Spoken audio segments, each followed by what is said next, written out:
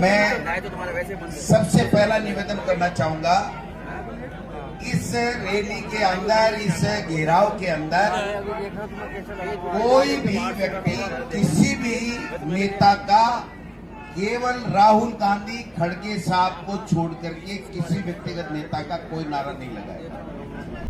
दोस्तों, जब से केरल में कांग्रेस हाईकमान ने केसी वेणुगोपाल की जगह वीडी सतीशन को मुख्यमंत्री बनाया है, तब से लेके कांग्रेस के दूसरे राज्यों के कई नेताओं की बाँछें खिल गई है।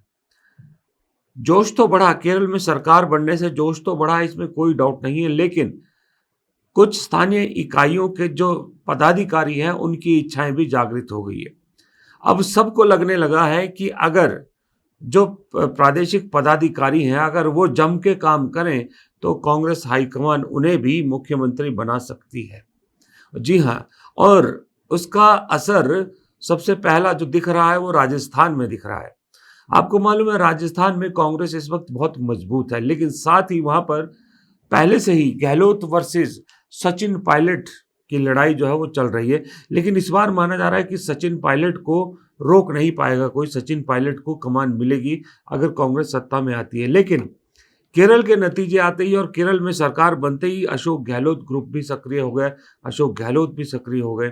लेकिन इस बीच में गोविंद सिंह डोटासरा जो प्रदेश अध्यक्ष है वो इन सबसे ज्यादा सक्रिय नजर आ रहे हैं।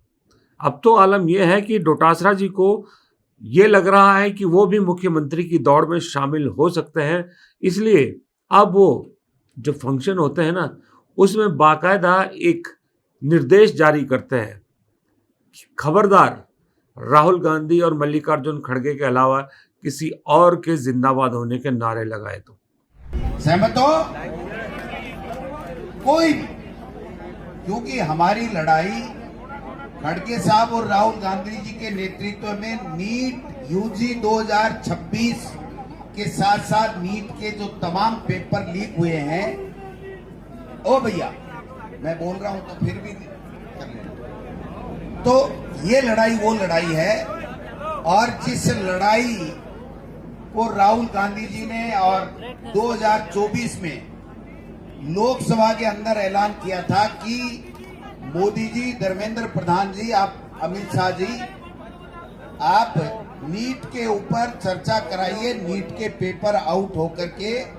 अब देखिए, जब प्रदेश की बैठक होती है तो जो भी प्रदेश के बड़े नेता होते हैं उनके समर्थक उनके नाम के नारे जरूर लगाते हैं। ये तो कांग्रेस में हर जगह हमेशा देखने को मिलता है। अब डोटासरा जी कह रहे हैं कि नहीं लगेंगे, ना पायलट के नारे लगेंगे ना गहलोत के नारे लगेंगे तो सिर्फ राहुल गांधी और मल्लिकार्जुन खड़गे के। इसका मतलब डोटासरा जी को कहीं ना कहीं कोई उम्मीद नजर आ रही है। दूसरी तरफ राजस्थान से ये भी खबर आ रही है कि सचिन पायलट को कमजोर करने की कवायदें भी शुरू हो गई है, जिसमें सबसे पहले तो ये कहा जा रहा है कि सचिन पायलट क्योंकि कांग्रेस के प्रभारी थे केरल में और छत्तीसगढ़ी के भी प्रभारी हैं वो, तो वो उनको अपनी प्रभारी ड्यूटी निभानी पड़ती है, बाहर रहना पड़ता है। तो वहाँ एक हवा बनाने की कोशिश की जा रही कि देखिए सचिन पायलट का तो राजस्थान से जरा रिश्ता टूट सा रहा है, वो तो बाहर ही रहते हैं। अब सचिन पायलट बेचारे इस सवाल का जवाब देते फिर रहे, सफाई देते फिर रहे। मैं था सो दूर कोणी चिंता मत करो, मैं प्रदेश प्रदेश के मैं प्रदेश के कांग्रेस के सुनो मैं प्रदेश के कांग्रेस के कार्यकर्ताओं का था, कार्यकर्ताओं का हूँ और कार्यकर्ताओं का रहूंगा। कहाँ से रहेंगे? आगे लोकसभा चुनाव और जब जहाँ पार्टी को जरूरत पड़ती है अलग अलग लोगों को जिम्मेदारी दी जाती है, और मैं पहले भी केंद्र सरकार में रहा हूँ, संसद में रहा हूँ, अब विधानसभा में हूँ, पार्टी का अध्यक्ष भी रहा, सरकार में भी रहा, लेकिन मैं किसी रोल में भी रहूँ मैं मेरे जनता और मेरे कार्यकर्ताओं के बीच में हूँ और वो मुझे सबसे ज़्यादा पसंद रहता है। लेकिन जो दायित्व पार्टी ने दिया है उसको पूरी निष्ठा से हम निभाएंगे, उसमें कामयाबी दिलाने की कोशिश करेंगे। लेकिन ये कर्मभूमि है और राजस्थान के लोगों ने जो एक साथ रहा है दशकों का, उसको तो कोई चाह के भी नहीं छीन सकता है। अब तीसरी तरफ गहलोत साहब भी जो है फिर से एक्टिव हो गए। गहलोत साहब एक्टिव तो थे ही, पर अब लगातार जरा एक्टिव हो रहे हैं। अब सचिन पायलट, देखिए मेरे हिसाब से सचिन पायलट के अलावा रेस में मेरे को और कोई फिलहाल नजर आता नहीं है आज की डेट में। अगर कहूँ सचिन पायलट केरल की ड्यूटी दी, उन्होंने बखूबी निभाई, कामयाब हुए। छत्तीसगढ़ की ड्यूटी कामयाबी से निभा रहे हैं। हिमाचल का उन्हें प्रियंका गांधी के साथ सह प्रभारी बनाया गया, हिमाचल में सरकार बनवाई। सचिन पायलट को जहां जहां पार्टी ने जो जिम्मेदारी दी है, उन्होंने उसको बखूबी निभाया है, बहुत अच्छी तरह से निभाया है। जब वो संसद में थे तो संसद का भी उन्होंने बहुत अच्छी तरह निभाई थी, अब विधानसभा में तो वहां भी निभा रहे। और सबसे बड़ी बात, कांग्रेस में बहुत आए गए, बहुत चले गए, बहुत लोग छोड़ के चले गए। सचिन पायलट अकेले नेता हैं जो बहुत कुछ सहने के बावजूद पार्टी छोड़कर नहीं गए हैं। आज भी जहां पहले थे वहीं खड़े, सिर्फ इसी उम्मीद पर कि अब जब अगले चुनाव होंगे 27 में तो कमान उन्हें मिलेगी। और मेरे हिसाब से आज की डेट में मिलना भी चाहिए। जो कांग्रेस सोच रही है, जिस सोच के थ्रू वीडी सतीशन को चुना है, उसी पैमाने पे अगर आप रखें तो सचिन पायलट बनता है, सचिन पायलट का हक बनता है।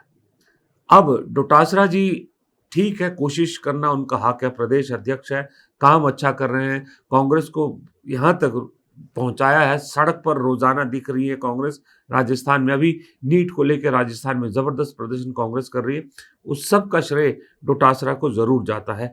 लेकिन इतना भी जरूर है कि इच्छा रखने से ही सब कुछ मिलता नहीं है। शायद वो जानते हैं कि मुख्यमंत्री ना भी बने तो हो सकता है चेनी तला की तरह कोई सीनियर पद या सीनियर मंत्री बन जाए, वो उसमें कोई दो राय नहीं है। उधर मध्य प्रदेश में भी जीतू पटवारी और जो वहाँ के एलओपी है वो लगातार कांग्रेस को सड़क पर रखे हुए। और केरल के दरअसल केरल के नतीजों के बाद बहुत से राज्यों में लोगों को घरों से निकालने या घरों से निकलने पर मजबूर कर दिया है, सड़क पर पहुंचने पर मजबूर कर दिया है। खास करके जो पदाधिकारी है, चाहे वो प्रदेश अध्यक्ष है, चाहे वो लीडर ऑफ अपोजिशन है, चाहे वो कुछ और है, वो सब सड़क पर निकल आए हैं इस उम्मीद पर कि हम पर भी नजरें इनायत हाईकमान की हो सकती है अगर हम अच्छा परफॉर्म करते हैं, जो पार्टी के लिए मुझे लगता है अच्छा है। पार्टी को यही तो चाहिए था। लेकिन यह है कि जब सत्ता में आएंगे तो सिरदर्दी भी बढ़ेगी, पर यह सिरदर्दी मुझे लगता है हर पार्टी लेना चाहती है, कांग्रेस तो जरूर लेना चाहेगी। फिलहाल इस वीडियो में इतना ही। प्रदीप चौहान को दीजिए इजाजत। नमस्कार।